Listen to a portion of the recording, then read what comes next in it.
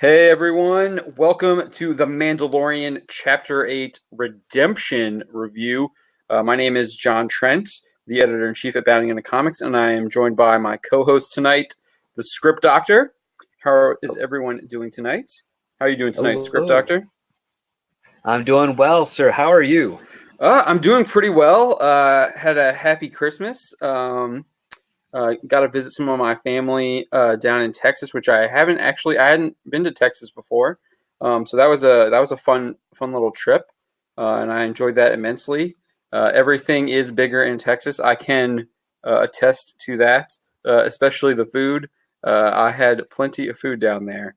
Um, they they they were not skimping on the portions. That is for sure. But did you have a Merry Christmas or I guess Boxing Day in Canada, right? I guess. We do both. Okay. And yeah, I it was very peaceful. I got to hang out with my sister and her boyfriend. I did some Skyping with my girlfriend as well, and she's coming back either tomorrow night or tomorrow after or Sunday afternoon. Not sure yet. But yeah, it was nice, and it was the one of the calmest Christmases I've had in a very long time. It's like no family drama, no craziness. Oh, that's good. That's good. Yeah. So we finally got the Mandalorian Chapter 8. It came out, what is it, 7 days since the release of The Rise of Skywalker. And we had to wait a week and a half, actually, for this one since Chapter 7, because Chapter 7 was on that Wednesday prior to December 20th, which was the 18th. Yeah. So we had to wait a little bit longer for this one. But I think for the most part, it was enjoyable. I That's kind of my initial reactions. I think there were again, it's the same problem we've been talking about before. Great concepts, still a little bit poor execution. I think there were some huge continuity flaws, especially with the Mandalorian clan. Um, that was one of the things that I had issues with, but I really enjoyed a lot of the. I thought the speeder bike action scene was pretty cool. I like that with the IG-11. That was really Oh yeah, fun. when he showed up, that scene finally took off. Yeah. Yeah, that was a lot of fun. I didn't buy. I thought his death was a little anticlimactic. They were trying to go for the K2SO death, and I thought it was kind of stupid and pointless. Yeah, because he didn't even bother like shooting at them to try and take them out in the event that maybe the bomb didn't go off or anything like Well, they that. did like instead of like yeah. Also the stormtroopers were obviously stupid. They decided to try and ambush them outside of this little like river, lava flow river, The and River of then Styx. yeah. So yeah, exactly, That's exactly what it was. Yeah. They could have like collapsed the tunnel. They didn't fire at all at the droid where he just walked out there and like blew himself up. And yes, we will be talking. This is a spoiler-filled review for all those who are joining us. Sorry, already dropped some spoilers, but yeah, we do talk spoilers here. That's how we review on these live streams here. I don't know. I thought it was kind of anticlimactic. They were like, "Oh, he has to kill himself because of the it's a huge platoon, and it was like 12 stormtroopers." And I was like, "Y'all mowed down like 30 That's of two to them, and one. Yeah. y'all mowed down like 30 of them in that like square, like town center." So I don't know. I just thought um It was very plot driven for a set piece as opposed to being something good for the story. right, yeah. Um and then I don't what else was there. Um Well, the I whole like 6 hour wait time that Moff Gideon gave them, or oh was it that six yeah. hours? Like till sundown. I'm like, why? Just go in there and get them. I didn't understand. Yeah, I thought that was weird too. I didn't like that. Um the what else was there? I thought it was funny that they weren't able to blast um the The sewer sewer grate. open. Obviously, an homage to the first Star Wars film where Yep. Leia like blasted in like one shot. Apparently, they make them tougher on Navarro. I like. I really. I didn't really like the continuity problems with the Mandalorian clan, and I guess they were. I understand they were going for that emotional pull, but it breaks what we saw. I believe it was what was that chapter? Chapter 2 or chapter Was it 3? chapter 3? Yeah, it was chapter 3, the Double Trial one. They said they were going to leave that planet. Yeah. And like they were flying off and like we're going to have to move to another planet, and then we're seeing And the that they all Mandalorian's been got gone like, for weeks since that moment. By the time he comes back, like maybe even a month. yeah, it was quite a long time, and now all of a sudden the clan is supposed to still be there. He's going to seek their aid, which was I didn't understand that, and then um, they're all dead but the armorer, which Well, some are dead, but not like. Yeah, it seemed there like was a they were little all muddy dead. there. I thought they asked if there were any other survivors, and she said no. She says some may have made it off world, Oh, but okay. yeah, but she was But melting down the discarded Beskar, and right, which means that like Favreau's character is probably alive. So yeah, that was kind of an emotionally empty moment for me because like we didn't really none of the actual Mandalorians we had met that were part of that clan were dead. They're all still alive. I did like the little bit more of the Mandalorian lore. It was a lot of stuff that we kind of already had known though. We knew that he wasn't a true Mandalorian. I didn't like that there is a Mandalorian race. There are people from Mandalore, so they were kind of. I don't know if that was supposed to be a retcon with the dialogue there, when he I don't was know saying, because the Mandalorian lore has been messed up for like the last almost 35 years. It hasn't been really well, consistent I guess I'm trying to like just talking from a canon perspective with the Disney canon and the in the original canon. Yeah. yeah, rather than like the EU stuff. Um, they did canonize Kotor pretty much in this episode, where the armor talks about the war between the Jedi and the Mandalorians Yep. in the ancient past. So that Kotor, like That's an they're acknowledgement of referencing the thing. they're Yeah. referencing Kotor there, because that's where we first learned about that. I believe that's the first time I learned about that. The Mandalorian and the Jedi War was from Kotor. But yeah, I thought like I really like the action set pieces. I really like the IG-11 shooting his way through the town that was like really really cool. That Kind of felt like reckless with the baby on its chest, though. yeah, but I did like how he was like he would like shift it around and act as a shield a little bit. Yeah, that was good. Yeah, that was reckless. I would have thought he would have like put him back in the Like in take him the back to the ship and then go shippers. out to get the others.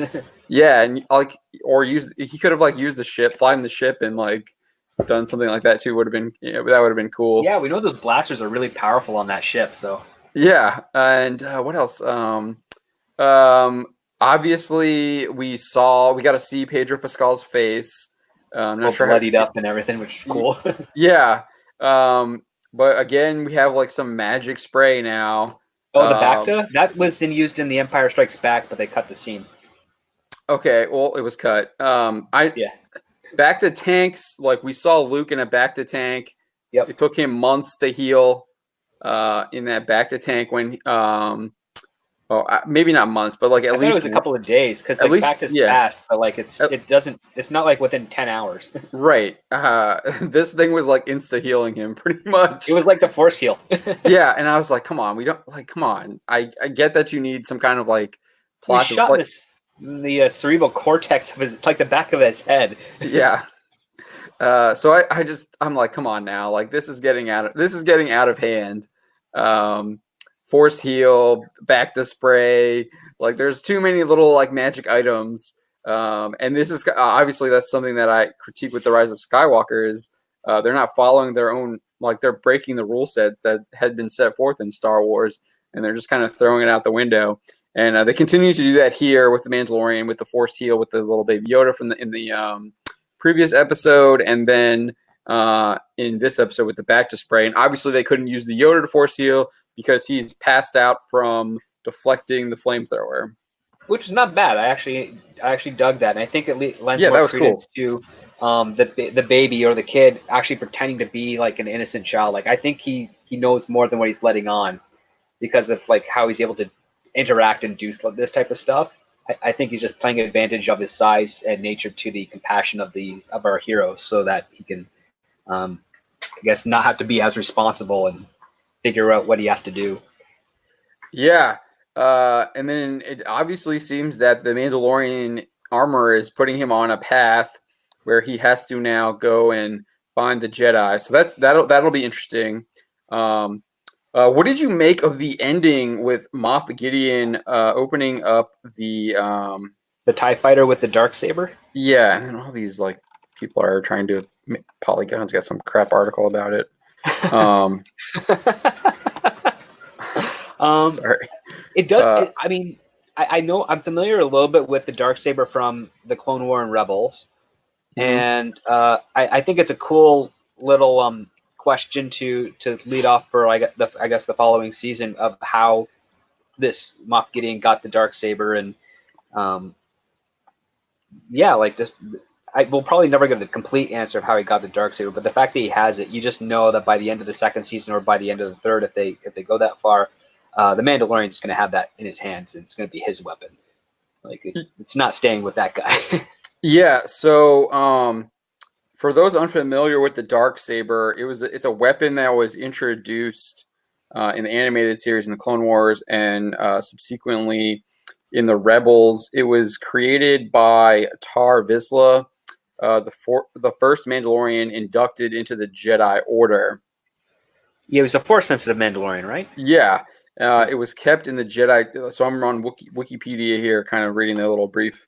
The weapon was kept in the Jedi Temple after Vizsla's passing, but members of House Vizsla stole the saber in a conflict with the Jedi during the fall of the Old Republic. The Darksaber was passed down generation to generation by the ancestors of Pre Vizsla, who held onto the weapon even after the pacifist ideals of the new Mandalorians replaced the warrior ways of Mandalore. So that's the Clone Wars. Pre Vizsla was the leader of Death Watch, and he tried to take over Mandalore and bring them back to their kind of like warrior ways. He's eventually killed by Darth Maul, and then Maul like takes the Darksaber as his own, and he kind of becomes the leader of the Death Watch, and he takes control of the planet. But the Emperor shows up, kills Maul's brother Savage Opress, and the Maul was then taken prisoner and held at a separatist prison, the Spire, on Stygian Prime. And I believe that it eventually falls into the hands of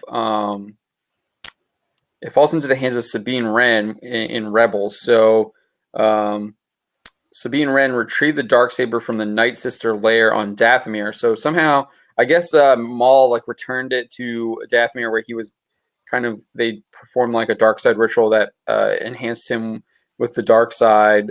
They did that the same with Savage Opress, and then Sabine Wren recovers that, and then she eventually gives it to another Mandalorian named Bo-Katan Kryze, and deemed him to be the leader of the Mandalorians to fight against the Empire. And so we got a little bit of that history in this episode, where it was obvious that Moff Gideon was the one who led the Great Purge against the Mandalorian people on Mandalore, and like kind of wiped them out. So I would assume that he probably defeated this Bo-Katan Kryze in combat, or stole it from his corpse when he was probably killed defending Mandalore against the Empire. Yeah, that would like be a bombardment or something. Yeah. Yeah, that would be my guess. But if you remember correctly from Rogue One, the Darksaber was on the. So you remember, they were looking for the schematics, right? The schematics, yeah, and the Darksaber is like shown in there on Rogue One as well. So it's a pretty cool weapon. It looks really badass. I thought it looked really cool live action as well. Yeah, they did a good rendition of it.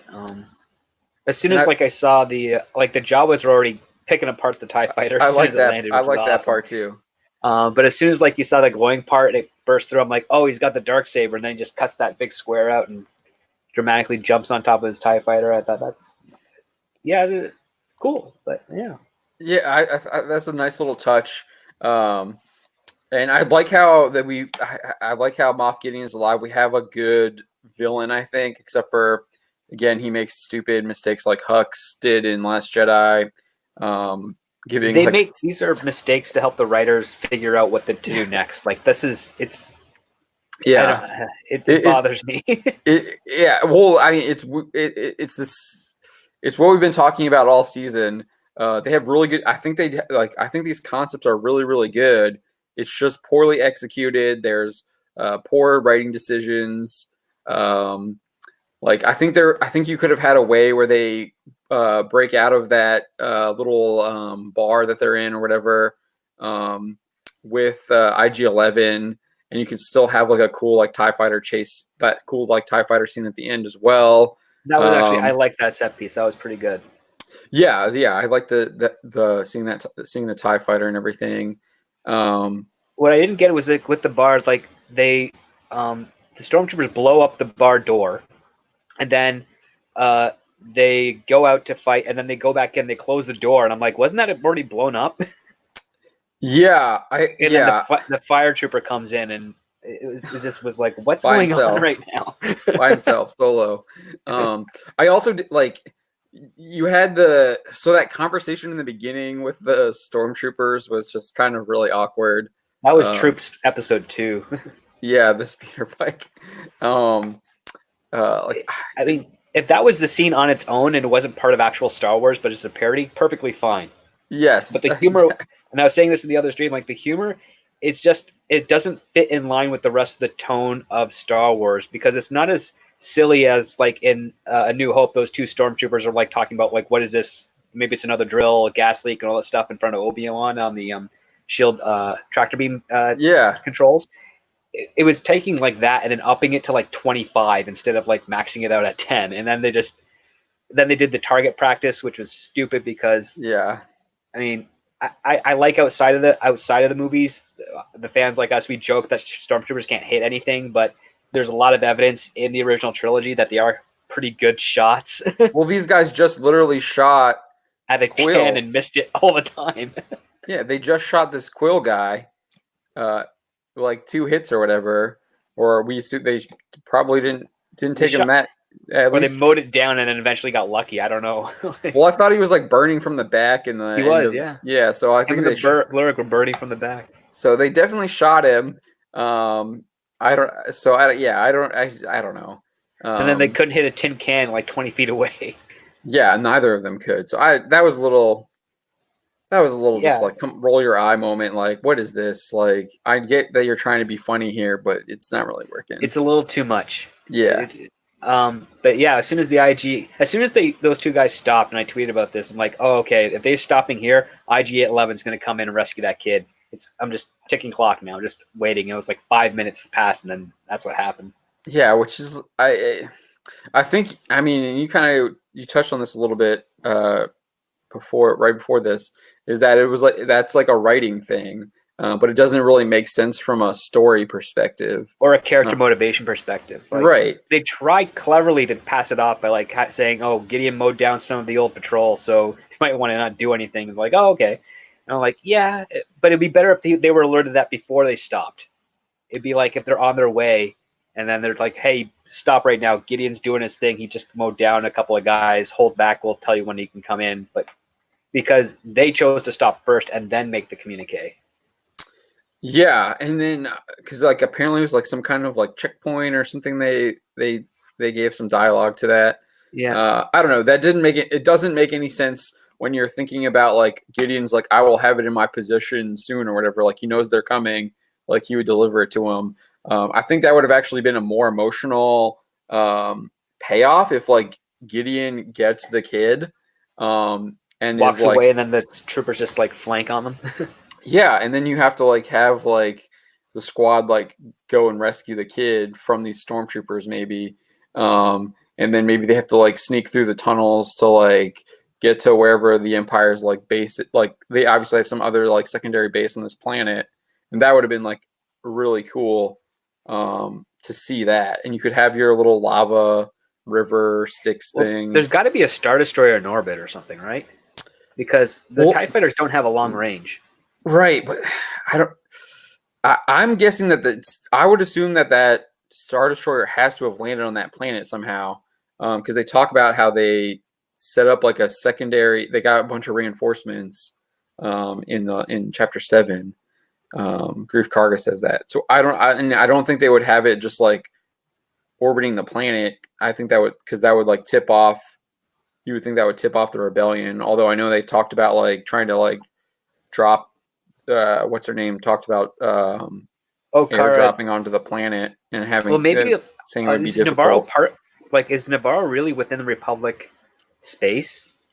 Because it's not in Hut space. It just feels like it's an outskirt. Well, if it's in the outer rim, that was still technically like that was still Empire space. Yeah. Like the outer rim, it was the outer rim, but it was still Empire space. I mean, that's where that's where a lot of the separatists were operating during the Clone Wars. But I can't remember the reason for the separatists. Like, why were they separating from the Clone War and just from the prequel trilogy? I just can't for like me remember. the separatists were it had something to do with increased tariffs and taxes or something like that. Oh, that's a lame. That's a lame reason. Because remember, it was the Trade Federation was like blocking Naboo or whatever. That was like 10 years before the Clone War. Well, that was like kind of what started it, though. I thought. Yeah, and it's then muddy. It's just yeah, and then they go into it a little bit more. Like it reads a lot like the American Civil War, without the slavery. without the slavery and without the dumping of the tea. Oh, the T is the Revolutionary War. Oh, that's revolutionary. Yeah, sorry. Yeah. But yeah, that's I mean when they there's like the meeting where I think like Ahsoka is meeting with Padme and they go and meet a separatist elite family and they're like, oh, they're people just like us, and they kind of talk about like what their motivations are, but they're being manipulated by Dooku, and because Dooku is like the head of the separatist movement. He's like their leader. But yeah, let's get into the chat a little bit here. Hey, Def Bloke 76, how's it going? Welcome to the chat. Hey, Blue Eyed Scorpio, are you really the creator of the Darksaber? And you, I don't know. I think there's a couple people that have the power to wield it. It obviously isn't a force-sensitive weapon, or maybe your theory about the Baby Yoda, Moff Gideon has given himself that, so he's able to wield the Darksaber as a force-sensitive weapon. But I don't think Sabine Wren is force-sensitive, and she wielded it. Oh, Jeff, And, Omega Jetty as TechCom yeah. is in the chat. Yep, and yeah, hey, Mega Jetty. They were separating from the Republic because they were part of it as businesses, but the New Republic laws on trading made them frustrated, so they separate. Yeah, that's such a boring reason. I mean, it's a legit reason. It's valid, but it's just boring. Yeah, I think one of the reasons like that no one really like it's always like with the Revolutionary War here in the States, everyone likes to talk about the increased taxes, but they don't like to talk about which is interesting when you talk about this stuff. I think is that the British troops were actually garrisoned in colonists' homes, and I think that might have led to a little more frustration than just seeing your taxes on stamps go up. When you actually have a British soldier, you have to like house and feed them and like take care of them and do all this stuff for them. That was in the northeast side, right? Yeah. Yeah, that was during the Revolutionary War. It happened a lot in like Boston and in New York, and I think it happened. It was happening throughout the colonies. Oh yeah, I remember we learned in history class how basically the British and the United States troopers were just kind of like taking each other's land back and forth repeatedly over and over again. It felt like until they finally until it finally got it. I guess Benedict Arnold kind of messed around with that and didn't really put an end to it, but did kind of help draw the border in that area, if I recall. Yeah, so yeah, Benedict Arnold was mainly like in the Northeast, but then if you watch Turn on AMC, I think it's on Netflix as well here in the States. It's about the Culpeper spy ring Washington had that operates out of New York City. Real spy ring. They do a really good job dramatizing it, and it's really interesting. And it follows Benedict Arnold, George Washington, and this spy who goes by Culper. And yeah, it does a good job with the history and dramatizing it. It's a really good show if you haven't checked it out. But Mega Jetty is still educating us here. That's good. Yeah. Basically, they separated from the Republic out of greedy desire. Of course, the Separatists didn't know they were merely pawns of Sidious for him to take power.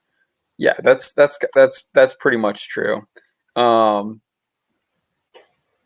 yeah, I thought this was like a decent episode. I thought it was probably one of the better ones. What do you have? 8 episodes total. This was probably 4th best, I want to say. Yeah, I mean, yes, the previous one we got a lot more character development. This one here, definitely more tension and just kind of like the whole getaway, like a chase aspect to it, which is nice. And also, I like the ending that it kind of sets up the Mandalorian's mission for the 2nd season, which is trying to return the child to its species. Yes, I don't think I don't know if he's trying to return it to his species. It's trying to return him to the Jedi. It wasn't very clear. It was a little vague because they think the Jedi might be a species. Yeah, that's how he was taking it. Because they're treating the Jedi terminology the same way that I guess the rest of the EU treated the Mandalorian terminology, where you weren't sure if it was also a species or a culture. Right. But it's kind of both. Yeah. But that might be the case with the little critter. The critter's species name is Jedi, and I don't know. I don't think it is, but like. Well, that would be that would make sense because if you think about it in EU, there was an ancient race named the Sith, red-skinned people. You're able to play one in SWTOR. Yeah. So with little mandible things on its jowls. No, I think they were more like devil creatures. I don't think they had. Well, they have like these little tassel things hanging from their lips, and not really horns. Yeah. Yeah, I get. Yeah.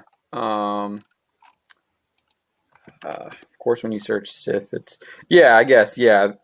It's like a beard almost, like that hangs down like this. Yeah. But yeah, they're pretty cool looking people. But yeah, I like this. I like this episode for the most part. And I thought the season was average. It had better pacing because it was a longer episode. I think it's the longest at 45 minutes. It was. Yeah, it was the longest episode. I was actually surprised. I was like, oh, it's already 8:20. Like the stream's going to be coming up soon. Yeah, Mega Jetty is right here. The Sith started as a species, but then it became a culture. If we're going to continue with the EU lore, which who knows if Disney's going to continue with that. It seems like they're adding in EU lore with canonizing KOTOR. Yeah, they're slowly reviving it into the Disney canon. Yeah, canonizing the Mandalorian and Jedi Jedi War. I don't think it was a civil war.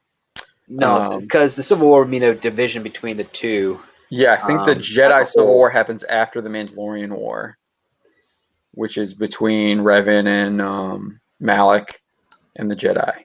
Right. If I'm correct. Yeah. And they turn to the dark side during the Mandalorian War. During the Mandalorian War, yeah. Correct. Yeah. No, there's so much EU lore that it is trickier for me to get around because I always focus more on like the core films and what those do because that's where it all started from. So, but man, when you do get into some of the lore, some of the stories are really good. Like I enjoy the Revan story. I'm not this huge fan of him as a character. I actually kind of, oddly enough, I like some of the so-called newer Jedi. Like I was a fan for some reason of Dorsk 81, the cloning species.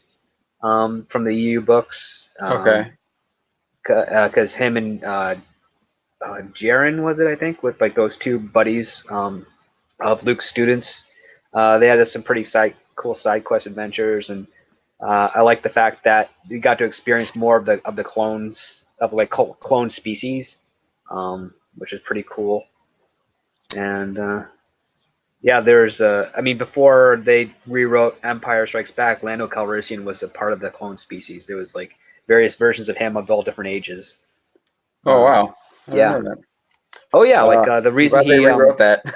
that was Lee Brackett's original idea, and it was rewritten by Lawrence Kasdan. Okay. But basically, Lando betrays Han, and when older Lando comes to help Luke get into Cloud City, the stormtroopers kill old Lando, and that makes normal Lando turn back to help Luke and save Han and all that stuff. So yeah, it's a I think they did. I think they did a better job. I think oh adding yeah, in because that was like the very first draft. Like, older clones is but it can was be supposed to allude confusing. because the idea of the Clone War, like, it was very much in its infancy, but the idea of the Clone War was about paranoia. So they didn't know who was a clone and who wasn't, and that was how things were being broken apart within the old Republic. That would make sense. It's kind of like Like what's the that? Red Scare or Invasion of the Like Body Snatchers. yeah, doesn't Total Recall have like clones in it as well? Maybe I with think I think on their they have a TV series right that had clones in it. I think, but I yeah. don't remember the movie. There's like an Arnold Schwarzenegger movie where he has to like hunt his The Sixth clones. Day. Sixth Day, yeah, that's what it Yes, is. Okay, cool. As yeah, soon as you said there. Arnold Schwarzenegger and clones, I was like, that's I know Yeah, that one. yeah. I was confusing Sixth Day with Total Recall. Um, yeah, Sixth Day where he has to like hunt down his clones and stuff. Sounds like that's what kind of what they might have been going with. Um, But no, uh, this was a pretty decent episode. Better pace, yeah, good stakes. Weird when I mean I like the reveal that Kara's from Alderaan. That's pretty cool. She's one of the last Alderaan. oh, is that what he said? I kind of like was Yeah, like didn't catch all of that. I went by like really fast because he said her whole name, like Cassandra or something like that. yeah. I had the subtitles on while I was watching it just Uh, because I wanted to make sure I didn't miss anything. I should. I'll have to do that next time. Um, I usually do that, but I just didn't. I didn't have them on this time. so like Grief Karga was like I guess a type of counter, very important higher up who then fell into like a mercenary lifestyle. Kara was a survivor from Alderaan who just was, I guess, a very vicious rebel trooper, probably Right. because of revenge, which is why she's got her problems. I thought when she's like hovering over the Mandalorian when he's like telling her to go, her acting was a little bit too much there. It felt like she had a deeper relationship with him than what we actually got to see. Yeah. Yeah. I that could be direction as Yeah. well. I also thought like I was like, come on, pull out your gun and just start mowing them down when they're like getting distracted. Like I didn't understand that. Yeah, and Like the other that's part something I that thought threw me she would have off done. The other part that threw me off is like, so Grief Karga, or sorry, not Grief, Moff Gideon shoots the battery pack for that uh, web repeater blaster that they bring in, and it blows it up. I'm thinking, well, why didn't the other guys do that to the stormtroopers? Because they had the box on their side. Like, this, if that's a weakness of the weapon. Why not? Did they not know that? Well, he said that it was a new model, so they might not have known exactly what that was. That portable battery thing was for the gun. Yeah, maybe. Yeah, but they obviously knew that it was like a that type of weapon. I don't know that gave me. I felt like that. I felt like a little bit like, oh, I'm watching episode one again, except that the Mando is on the other side this time. A Yeah, and little I mean bit. the only aside from like the neck injury, the only thing else happened is he lost one of his thigh plates. The janky looking thigh plate, like Right. that's gone now. So he has to. So that's why how I knew as soon as that was missing, I'm like, yeah, they're not going to get rid. Oh, we lost.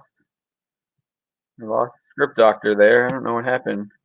Um, that was strange. He just dropped. Well, we'll keep going until he gets back. Oh, he is back. I have All right. no idea what happened there. I just That got was very strange. I don't know. Disney doesn't like me criticizing Mandalorian. So yeah, keep going with you were talking about he lost his So when he lost the thigh plate, I knew that the armorer from Mandalore was not going to be. She's going to be coming back. Like she's not going anywhere. right, yeah. I mean that And seems her fight scene with the stormtroopers is pretty cool. Oh, that was freaking awesome with the Like when he melted the stormtrooper. yeah, just I was like, did they threw him actually into the melt him? forge. I was like, oh crap, like that guy is done. Yeah. But I liked how she kind of stood there with her. It was like her hammer and her sickle almost. Yeah, I mean, I Um, figured like she's an armorer, she's a yeah, blacksmith. What's her weapon of choice? It's going to be hammers, and yeah, she brings them down. And I mean, I yeah. understand some people could perceive that as agenda, but I'm just like, it's Um, kind of fitting within her character, and it's also cool. And she's a Mandalorian, so she should be able to fight too. So I mean, there's a lot of boxes it checks within the context of the character before you get to that side. yeah, I didn't take it as agenda at all. I was like, Neither this did is a I. I badass saw some on Mandalorian who Twitter. can beat the crap out of people. It's like four Um, stormtroopers.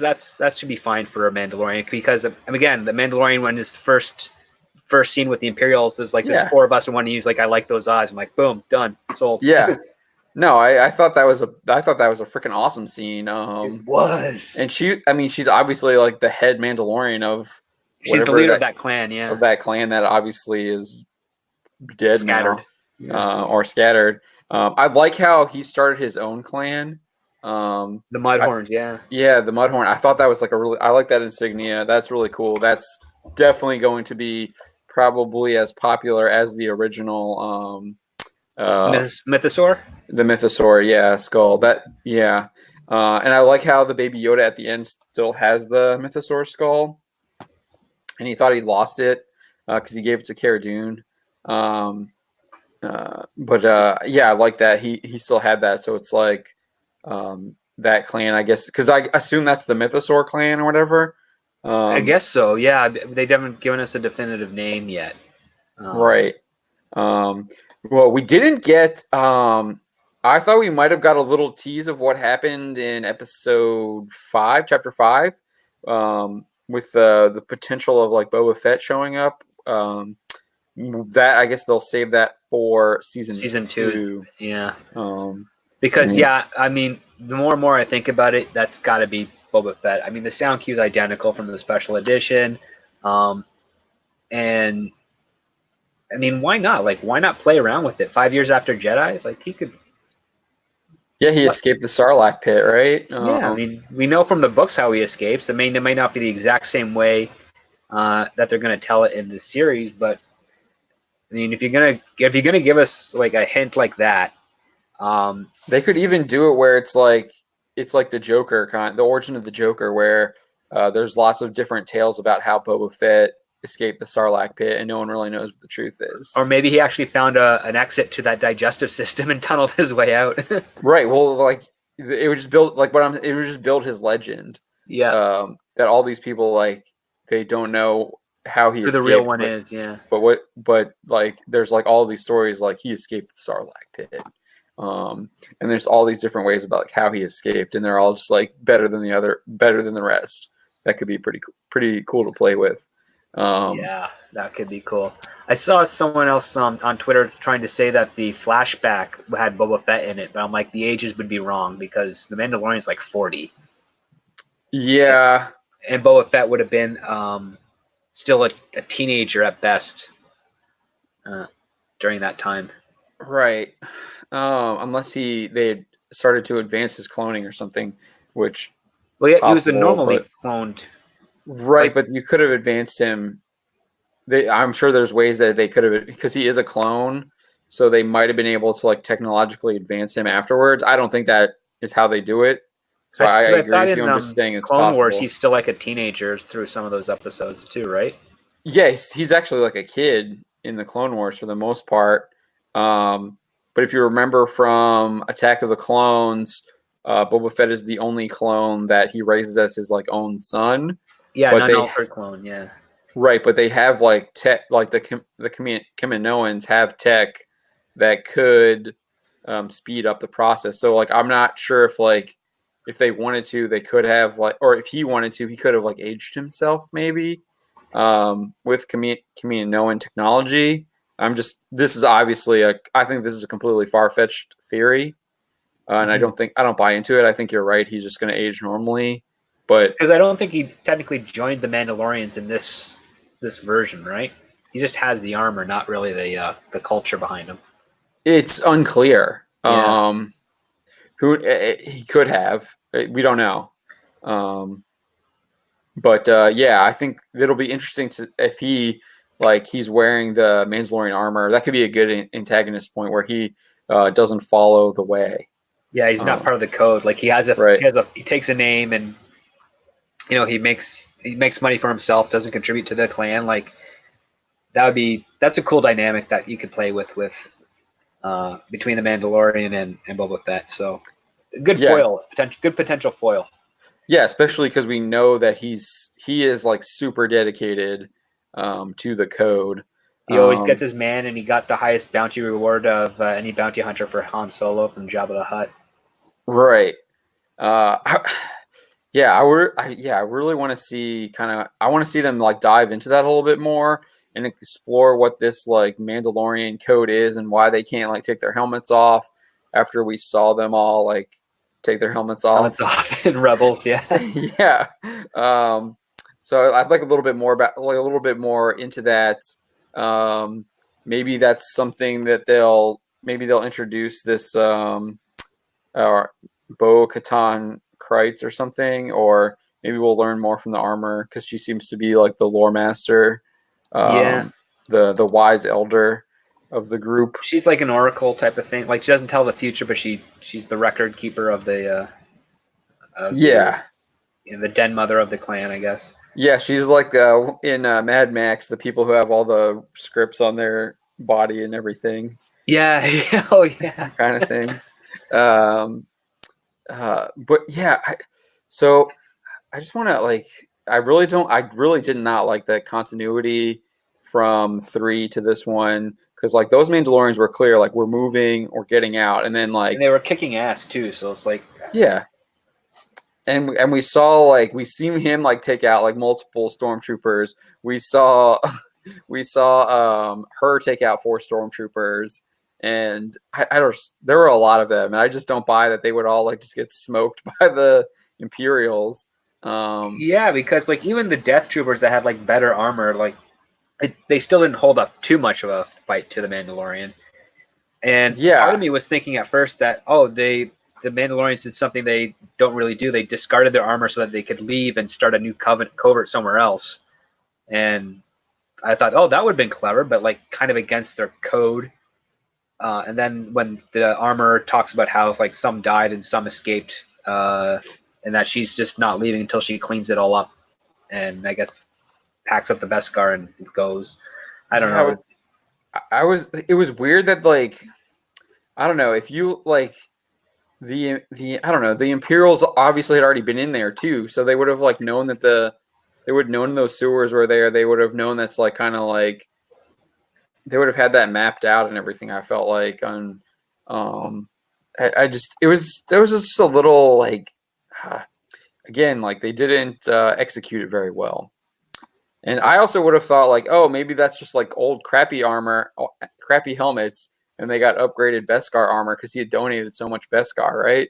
Yeah, Like that would have actually been interesting too. It's like, oh, they just were trashing this because that would have explained like why the Imperials hadn't discovered it or whatever. because it And was they all just gathered. So like you figure, yeah, that's yeah, a good point. The Imperials would have discovered them in the sewers and then just completely cleansed the whole thing. But right, no, that's a good possibility. Like it's just like how the Mandalorian's armor lost its integrity and he had to start over again. So did some of the others when they were forming up their covert, and they just discarded the old stuff for her to recycle and I guess use to make his jetpack, which was pretty cool. yeah. I would like the jetpack a lot. I didn't again. I thought that was like a continuity break within the freaking episode.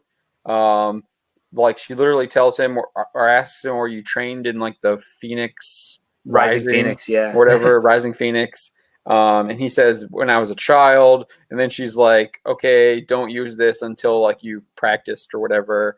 And he literally uses it like right away. I'm not saying that I didn't like it. I thought that was a cool action scene, but you literally just told me that this guy is like an incompetent jetpack flyer. Well, he wasn't doing anything too impressive with the jetpack. It was like he got up high enough, he used his grappling line, and then used it again to, I guess, kind of soften his landing. But he wasn't like flying loop de loops around the TIE fighter or anything. Yeah. Right, but I don't know. I feel It like did feel a little bit too easy, yeah. yeah, it just yeah. Um, and it's like, come on, you just told me this, you just gave me this dialogue about like you need to practice basically, and then it's like, nope, you got to use it now, bro. Which is like you knew it was coming because he got the jetpack, like he got his armor upgrade, he got it like his new pack, he had his crew, and then he's got to like take on the final boss. Well, uh, basically, it was what do you guys call it? Like a quick time when he like blows up the arm on the wing on the TIE fighter. That's a quick time thing. Is that what they call it a in quick gaming? time. I don't know. I I'm don't know not. where like you press like a certain order of buttons on like a Oh yeah. Okay, yeah. He used a hotkey. yeah. Yeah, he used the hotkey to like launch his thermal detonators or whatever they were. Um, and he defeated he defeated the trash mob with the trash mobs with the robots to get to the final boss. That was at the end of the dungeon because the sewers were literally literally a dungeon that they were The crawling R2 through. unit with the arms and legs is pretty cool. Yeah, that was really cool. I thought it was just going. Yeah, I thought the astromech. Yeah, because I'm not sure if it was it an R2 unit? Because I thought there were some astromechs that look similar, but they're not R2 units. Well, yeah, I mean, it definitely was an R2 mold that they just repurposed Okay, for this. But yeah, primarily they're astromech droids. right. Yeah, I thought that was really cool, especially had the long legs, which to me signified that um, he could like get out and like start pushing the boat almost, because that's Yeah, why he like had those like legs the could long. probably be fine. Unless they made him taller so he could have more leverage when he was rowing, maybe. But he's got arms. They could just make the arms longer. I mean, Yeah. yeah, it's whatever. One thing I did notice is that there's a couple of promotional shots where you have the Mandalorian and the IG-11 on the ship while the main door, the airlock, is coming down. And I didn't see that in any of these episodes. So it's like, is there going to be another IG-11 coming up, or is I that just a definitely. cutscene? I have a feeling that the IG unit will return eventually. Like the head Uh, survived and another Ugnaught found it and rebuilt the body. the armor is going to do it now. It's going to rebuild Oh the yeah, IG there you go, unit. the armor. Oh, The Beskar IG-11. yeah. And it'll be part of the Mandalorian. It'll become a Mandalorian. I could see that. That could definitely be interesting, meaning that they are inclusive and they accept even robots into their clan. Even though our hero Mandalorian hates droids. Well, seemed to turn around pretty quickly after the IG units Yeah, gave him way that too quick. spray. Way He was too like, quick. yeah, he's like, oh, I love you now. Go kill yourself. Like, thanks for helping us. We can't, or no, he was like, we can't let you commit suicide. I won't allow it. And I actually thought like, oh, they're not going to kill him. They're just going to. He would have been like, oh, that's right. You have the thermal detonator as part of your In your self-destruct. chest. Let's We'll take use it out of your that chest and and we'll throw just it at throw it them. out there and get them. We win. Nope. Like, nope. I was like, okay, well, that's not real smart. And it blew up so fast in this episode compared to the first episode where it took like, Well, I he don't kept on know. getting denied by the Mandalorians. Like, stop it! You're not blowing yourself up. Yeah. But it like literally blew up in like, I felt like 2 seconds where there was like a 10-second countdown or something in the first Yeah. episode. But yeah, I thought the action set pieces were really cool. The flying around on the TIE fighter, that was awesome. I expected that, that was actually well executed. Yeah. Um, Really done well. and I think that's why Taika directed this episode. He's had that experience with these action set pieces. Well, the Thor Ragnarok ship scene Yeah, would be where he got his feet really wet there. yeah. So. Well, I like the speeder bike coming into the town. That was freaking awesome. Yep. I even like the flamethrower stormtrooper guy. I thought his look was. I thought his costume was kind of cool. Good paint job, yeah. Yeah, and then the music. I liked how the music would get ominous. I did think that some of the music started a little like you would hear like the Imperial music a little too early. It was like, okay, things are going to go bad for them now, because you would start hearing the Imperial music, and I was like, well, and you'd be like, all right, I know it's going to go bad, and like it was like almost like preparing you emotionally for like a little bit of a turn, and I'm just like, no, you don't need to do that. Like, keep it going a little bit until like then you hear the turn, and that's when you should start hearing the Yeah. Imperial music a little bit. The action should dictate like a half second before the music in that regard, or at least the music should be like a half second before the actual action, so that you don't have a whole enough time to really calculate what's going to happen next. Exactly. Yeah. Kind of like when Empire Strikes Back, where when Luke and Vader are having the fight, where Luke's going through the hallway alone, and the first thing you hear is the Vader breathing, and then the lightsaber comes down. Like it's happened so quickly you can't register it, but you're like surprised. Or when I think of Empire Strikes Back, I think of when like Han literally pulls out his blaster, and then Vader deflects it, and then it's like boom, like Vader. Oh yeah, and then the crescendo afterwards. Yeah. Yeah, and then you're just like, oh, like you're already like, oh shit, and then you're just like, oh dude, it's over. Like you got him. But yeah, that's what I like. Because that betrayal is so huge. You don't expect that when you first see it. Well, you kind of expect it because you saw Boba Fett flying, but you weren't like you knew That something soon, was happening, yeah. but you didn't know like what it was gonna be, and you're like, oh, they're just going to get a dinner, and it's like, oh no, And it's all Vader's happy there. music as they're walking through there. Yeah, and then it hits you. So that's definitely something I think they could work on. Because I noticed that because it started playing right before he decided to blow up, right before Moff Gideon decided to blow up the power charger or whatever. Oh yeah, the power charger. Yeah, for the gun. I thought that was actually a pretty clever thing. I didn't quite see that coming, which was I liked that part, is the fact that the Mandalorian's got the gun trained on him, and Gideon's got his blaster trained on the Mandalorian, then just lowers it over so slightly, pulls the trigger, and boom, he gets like thrown. Yeah, I like that. I did too. I like that too. It shows that like this guy's actually cunning. He's not stupid. He's a foe to be reckoned with. Aside from the fact that he's like somehow 60. wants and that he wants to like somehow negotiate with them for whatever reason. I mean, that speech was nice and all, but him saying, I'll give you till nightfall, it's like, no, you're the Empire. Like, you don't give people. So what they should have done is like he says like I'm gonna give you till nightfall, and then he has like a team come up through the sewers and like ambush them or something like that. Or yeah, like he just lies to him. It's like, I'll give you till nightfall. He like does a hand gesture, and then the stormtrooper just like barrel down on the bar. Right. Especially after he says like they ask him like what assurance do you have, and he's like, you have none. I will betray you, and I will probably kill you. That little exchange. I mean, it was fun, but that reminded me a lot of the exchange in Wrath of Khan between Khan and Kirk, where Kirk's like, "How do I know you're gonna keep my word?" And he's like, "In my point of view, you have no other alternative. Like, it's just I don't care." Right. Yeah. I feel like that's I hear that that's something they say in westerns a lot too. I feel like. Where people are like pulled up and they have like they shout at each other from behind their barricades, and then usually I remember that with the oh crap, what the hell, Bogey, Humphrey Bogart film where it's like, show me your badges, like we don't need no stinking badges type of thing. Like that's the context that I see a lot in westerns that's kind of repeated in different areas. Yeah. Now that would also be something that would be really cool too, to introduce in season 2 is some kind of like galactic sheriffs, maybe like old Republic soldiers who are now like deputized to kind of act as like Texas Rangers or like U.S. Marshals kind of thing. Oh yeah, to like I guess help acclimate the planet into the Republic. Right. Yeah, and then they're like the law enforcement, like a Wyatt Earp type character.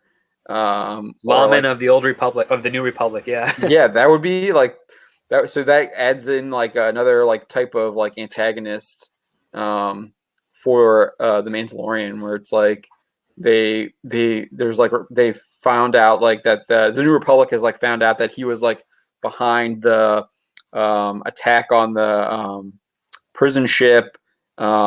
And they didn't get everyone who was behind it, and they realized he's on it. So they've sent out like these like there's like a old school, like a New Republic posse full of like the Republic Bureau of Investigation. Yeah, and they form like a galactic posse to like go and get him. That would be kind of cool to see. Well, I would like whatever they that. do in the second season, I hope it's a bit more coherent linearly with the story, and it's not very fillery. Like there's some more active things happening. Yeah, I still think I like the idea that they can do these like episodic episodes. I do think those are like something that's unique that we don't see a lot anymore. It's an old style brought back. It just needs that extra little kick of a through line to keep the order important. Not Yes. necessarily like cemented, but just important. But like we know, okay, they're in this stage, so then this is their episode of this. This is the adventure of this episode that's contained, and then they pick up like after that part to go into the next episode, and then that episode self-contained and so forth. A bit more solid on its structure, because yeah, like episodes He needs to be when he's 4, going 5, to and someplace. 6 could be in So any order. Yeah. so now that he has like this mission, like when Mhm. he's going someplace, it should always be to find something about the Jedi, like find out where they are, or maybe it's like like he's trying to like evade someone who's like hot on his trail or something like that, and then he gets caught up in something. Yeah, like his Or investigation, like exposes him to possible capture to either the Empire or the Republic if they're after him. right, It'd be or other bounty fascinating for him to like, hunters. yeah, other bounty hunters. It would be fascinating for him to like, have to sneak onto Coruscant to the old Jedi Temple to try and find, where this species might have originated from. Right, and Yeah. so like each episode should be kind of like related to that, where he should actually now be trying to like figure out more information about the Baby Yoda, which I think he should have been doing in the first place. Yeah, it's like he had no plan after chapter 3. It was like, yeah, and it showed. so I think this was a good. Overall, I think this was a decent first season. I know we've been like pretty critical on a lot of the episodes, especially 4, 5, and 6, which are still entertaining in their own right. Yes. They just feel like they're not given their full potential. Yes, which I will say, as far as the story, like, for a first season show, this is a bit more solid compared to other seasons in the sci-fi or Western genre that are a lot more rocky because they're still trying to find their footing. This one kind of had like that end episode was there definitely a goal they were going towards, because you have him picking up his crew members and then getting into that climax and eventually overcoming it. But it just it's basically like a giant mid-act part problem as opposed to a third act problem for the writing stuff. Like, but it's definitely like better, more of a solid story than say like Star Trek: The Next Generation season 1, which was kind of a mess. And but yeah, like this was not a bad show, a good success for this new type of format. Yeah, and I really like that it was weekly. Lets us do these shows. It's a shame. I really hope Amazon switches to weekly with The Expanse and The Boys, and then Wheel of Time, because those are other shows that I would like to talk. Wheel of Time's coming out this fall, right? Yeah, I think so. It might be a little later, but those are shows I want to talk about weekly, because I like The Expanse. I feel like The Expanse had similar problems to The Mandalorian, with some of its continuity and with its focus on like I felt like in this season 4 of The Expanse we didn't learn anything that kind of moved us forward in the exploration part. It was it had good stories, but we didn't learn anything about like the proto-molecule or where it came from or who created it or what it was kind of used for that we didn't already know at the end of season 3. And it's kind of the same thing here with The Mandalorian. We didn't learn anything about the Baby Yoda that we didn't learn in the first episode when we first saw him. We didn't learn anything about him that we as the audience didn't already know. Obviously the Mandalorian discovered some information that he didn't know in this episode, where he like learns that he's like a Jedi. Yeah, because I do like what they're trying to imply with this show is that people may know who Luke Skywalker is, but they might not fully understand that he's been a Jedi with the rebellion yet. He might have just been considered like, the hero of the Battle of Yavin. Um, the Empire Strikes Back story is very personal. It's not really big rebel news, because it was just like, they escaped. And then Right. Return of the Jedi is basically he was the guy that defeated. They may have revealed that he defeated Vader, or they may have just said like, no, it was Lando and Wedge that blew up the Death Star and defeated Palpatine and all that stuff. Like, and they just kind of left that personal because of the reputation that the Skywalker name would have gone through had it been revealed that Vader was a Skywalker. Right. And I think I do, like you were talking about this previous stream, like bringing the Jedi back to kind of these like, hopefully maybe this is what they'll do. They're more of these like wandering heroes. Yeah, That I think that's a more fascinating take on them. Yeah, where you have yeah, and I think that's definitely kind of where they left Ahsoka at the end of Rebels, and maybe even a little bit Ezra, where they're trying to figure out where he is. Yeah, like is he in that dimension thing, or did he actually die on that part with Thrawn? Right, or if he's still alive. Yeah. But yeah, so there's definitely some really cool things that they can do with the show moving forward. It'll be interesting to see if they do any kind of, if it like ties in at all to the Obi-Wan series. I don't think it will. We might learn about the Great Purge potentially in the Obi-Wan series, because that will kind of be in that timeline where I would think that Great Purge of Mandalore would happen. But I don't know. We'll see. But I do think that TV is the way to go with Star Wars. The Mandalorian is definitely aside. It has its own issues with like the Force heal with the Baby Yoda and then back to spray and its own continuity issues with the Mandalorian clan just all of a sudden like getting wiped out despite them saying that they were leaving the planet. Yeah, And then Mark Lasserth is in there saying like too many plot contrivances. Yeah.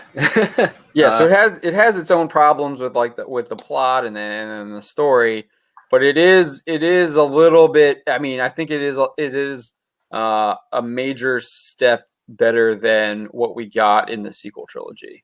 Yeah, I mean, this one here, like you can kind of see the writer like dictating the actions a lot more obviously than with like some other shows and especially some other episodes. But the quality, the effort, the goals are far more easier to understand, especially once episode 7 starts compared to, chapter 7 starts compared to the Disney trilogy that they made. Like that's a whole mess. Yeah, we're not going to get into that No. tonight because I mean, That's like a 6-hour talk. Oh, dude, you could spend days talking about that nonstop. How it's just. I think like I saw people were like I'll talk a little bit about my Rise of Skywalker review from a week ago. People thought I was being a little too nice to it, and I think I already knew going in how horrible it was going to be with all the what it was, the damage it was going to do to the lore, and I just tried to be like my criticism is that if you look at it as a non-canon Star Wars film, you can find some like enjoyment from it. Yeah, if it's independent of the rest of the franchise. Right, which that is a like I think people were taking that as like I was being kind, and it's just like no, that's a super harsh criticism of the film that it can't stay within its Star Wars franchise. It's not a Star Wars film. Is basically what I was what I was saying. If you have it's to not take a look Star at Wars it, film. if you have to take a look at it independently without the rest to affect it, that's not a good idea, because what you want to be able to do is you want to be able to go to any Star Wars film, be able to watch it and have that story stand on its own, but also kind of have a little compulsion in the back of your mind to be like, I need to see the next one, or I need to see the one before this, or whatever order you're watching them in. You want to have that little desire afterwards. But with the Disney films, I have this sense where like, where's the rest of it? It just feels like it's incomplete. Like it's missing a lot of stuff, and so you part of you wants more, but the other part just doesn't care enough because what you did have didn't satisfy what was needed. Yeah, I don't think I will ever watch Last Jedi or The Rise of Skywalker ever again. I just have zero interest in ever rewatching those films. Whereas I will probably go back and I will watch The Mandalorian again. Especially probably leading up to season 2, I'll watch it again, get my feet grounded. Because I do think there are some cool things in this season. There's some really cool action scenes.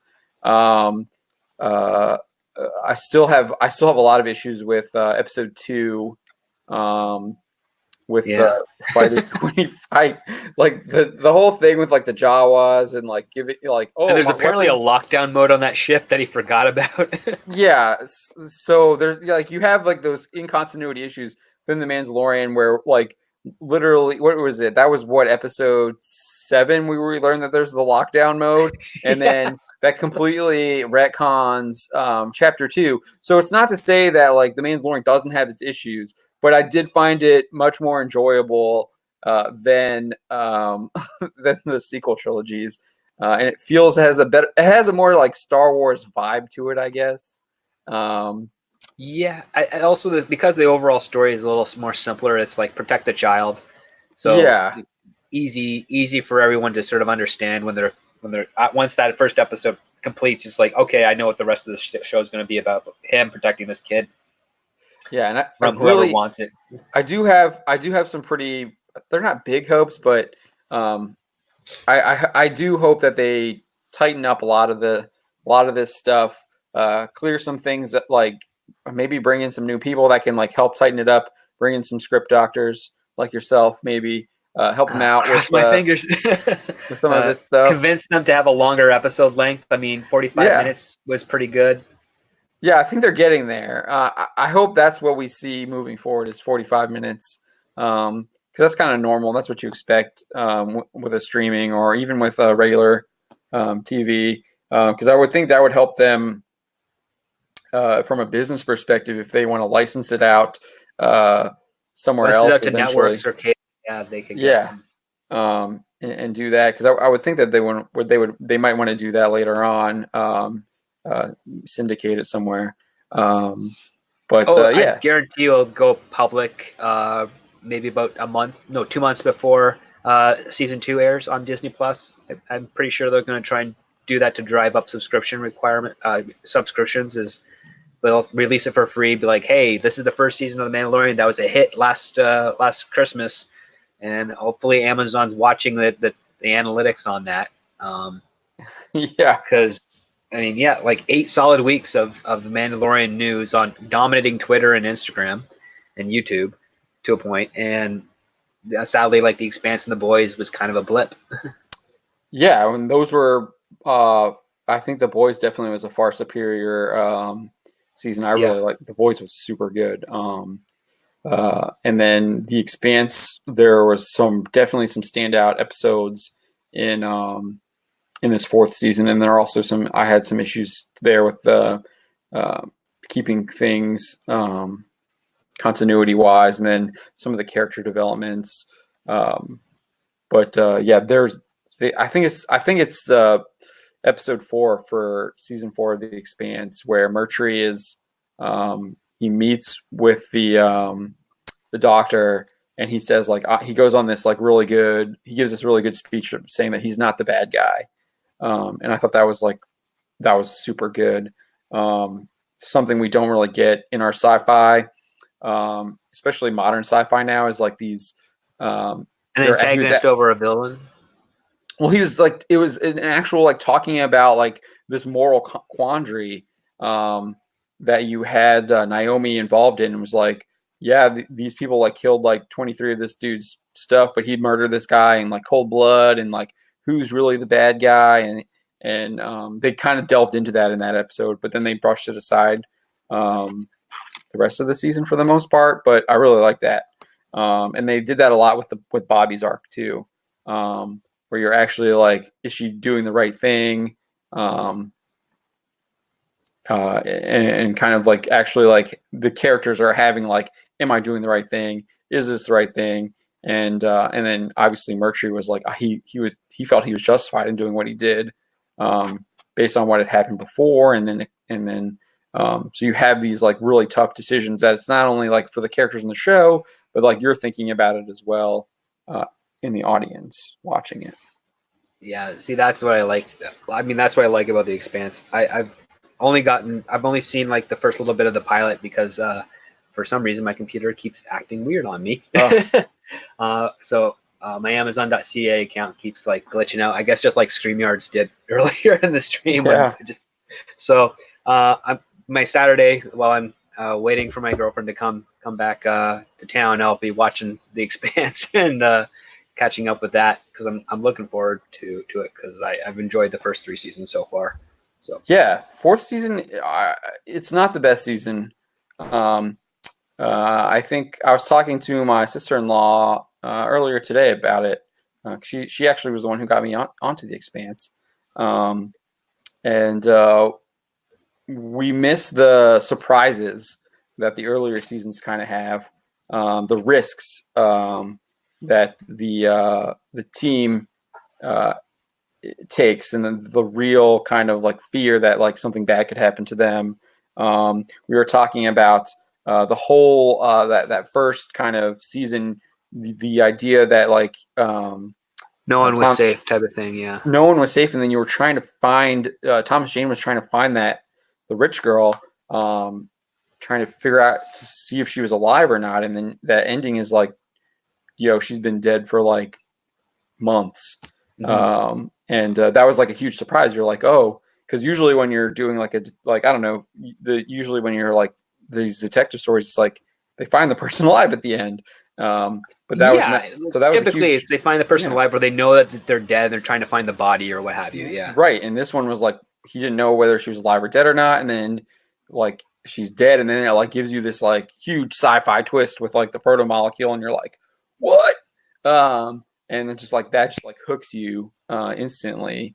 And so like that season 4 was a little bit missing a little bit of that.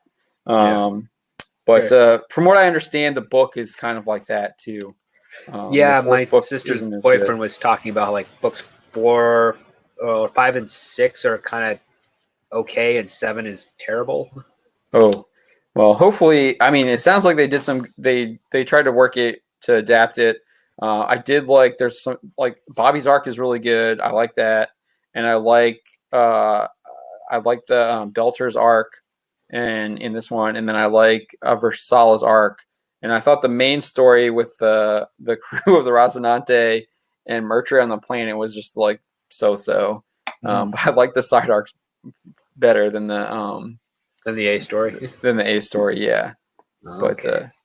But yeah, we'll probably chat about that on Wednesday next week.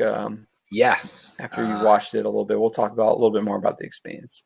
But yeah, so we've been talking for almost an hour and 10 minutes here. But thank you all for joining us. We do this every Friday when The Mandalorian airs at 9 p.m. Eastern, the day that it airs. I would assume that it's going to be airing again on Fridays. We'll see. Next year. Yeah, fall 2020. Jon Favreau announced season 2 will debut fall 2020. That's I think the Obi-Wan show will come out before season 2, right? I'm not really sure. I think they're filming Obi-Wan right now. I'm pretty sure they're filming it. Yeah. It might be not late they're summer not filming Obi-Wan. it now. I think they're filming it in January. Yeah, I think probably late summer with Obi-Wan maybe, and we'll see, because I know they're working already on Mandalorian season 2 as well. So we'll be doing both of those shows. We'll figure out when Obi-Wan comes out, and we'll also be like chatting about that the day of as well. And we usually wait till the evening because that's when all of our folks are available. That's when our day jobs are done. Yeah. So thank you all again for joining us. We do recommend watching The Mandalorian. We obviously think that there are some issues with it, and hopefully that they will improve on that. There's definitely like some continuity issues from the first and second episodes to like 7 and 8. But it's not crippling, which is actually quite good. I mean, it's just kind of, it raises an eyebrow, and there's room for them to play around with it, but it's not, it doesn't hamper or cripple the entire show like the Disney trilogy does. Right. There's lots of there's some pretty solid dialogue at points. There's some interesting characters. There's some really cool set pieces. The action scenes, for the most part, are really, really Well fun. done, yeah. Yeah, you get Gina Carano, who shows off her MMA skills, in And a her couple of, pipes, man. yeah, in a couple episodes, and so it's fun, and we definitely we do recommend it. But Yes. thank you all again for joining us, and we do this, like I said, every Friday when it airs. We'll be waiting for fall 2020. We'll also be doing the Obi-Wan show, and then we also have our Wednesday night Bounding Live, which we also do at 9 p.m. Eastern. So if you haven't already, please hit that subscribe button, so you don't miss our live streams. And we will see you next Wednesday, and well, maybe not. What's next? We'll see. Wednesday's Next New Year's Day, right? Wednesday, yeah, it's New Year's Day, so we'll see. We might do a New Year's Day show. We'll see. Yeah, that's plenty of time to recover. So that should be fun. But thank you all for joining us, and we will see you either next Wednesday or the Wednesday after that. We'll see. But Good night, everybody. have a happy New Year, and I hope you all had a Merry Christmas. Good night.